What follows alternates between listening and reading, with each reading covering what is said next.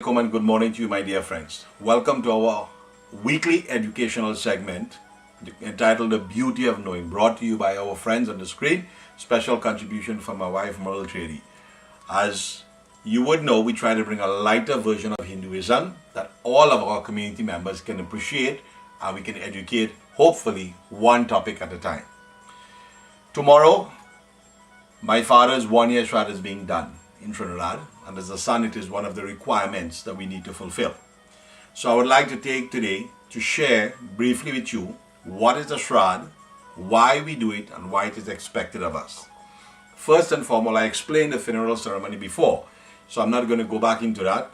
I explained also the Dasgartha 10-day ceremony where we shave the head at the ocean. I'm now going to explain that. And we also did before 13-day ceremony or Shraad, Bandara or Gita Path.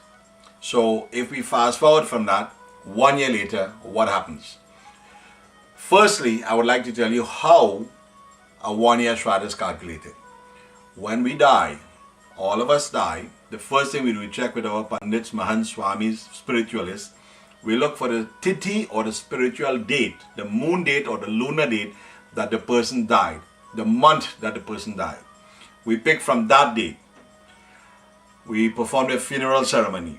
At the end of the funeral ceremony, not from the funeral, the day the person died, at the funeral, when the body is disposed, from that disposal day, that becomes the first day. We check for 10 days and we check for 13 days from the day of disposal. And that is when the calculation starts. At the end of 13 days, or at the end of the Bandara ceremony, we now check on a monthly basis from that tithi, and we go for 11 months, 11 lunar months. When the 11th month is completed and the 12th month begins, the 12 lunar months, anytime within that 12th lunar month is when we can perform our Shraad, our final rites, our rituals for our ancestors.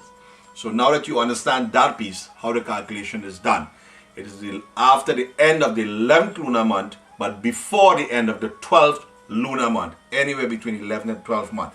That is when it's done. What is a Shraad and why it's done?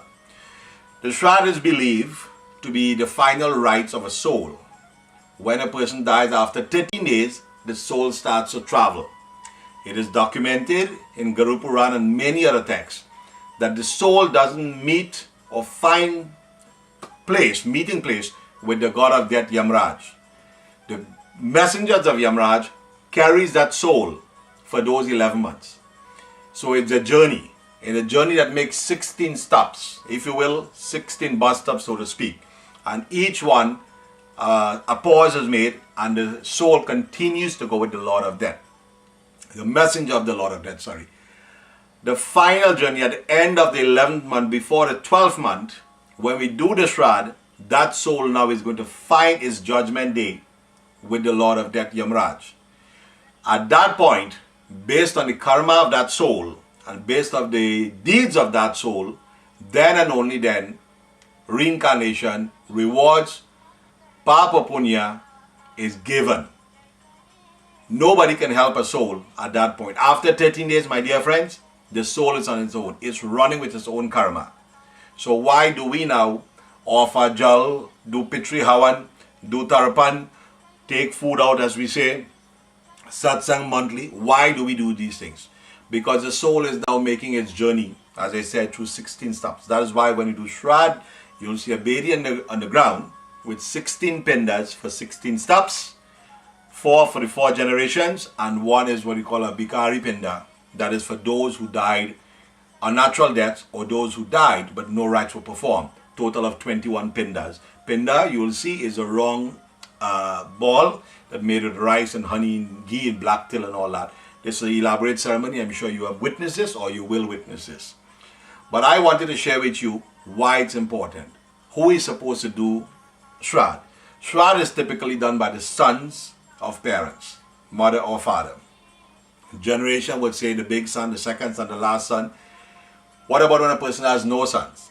It is stated in the Garuda Purana and in the other texts, yes, if there is no son, a wife is entitled to do it. If there is no wife, the daughter's son is entitled to do it. If there's no daughter's son, the daughter is entitled to do it. And if we don't have a daughter's son or a grandson, any member of the family or any member of our community can do it. So there is no restrictions on women performing Shraad, contrary to a lot of times what we see. And again, I would ask all my colleagues out there to validate this to you in your own temples and in your organizations.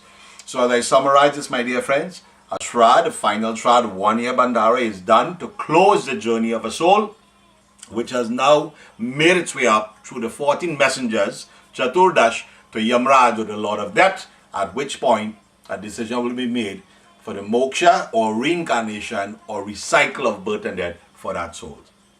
Now that you know, for the beauty of knowing, we invite you to join into our educational segment every week, and I thank you and I thank all our sponsors. Until next week, Jai Sitaram.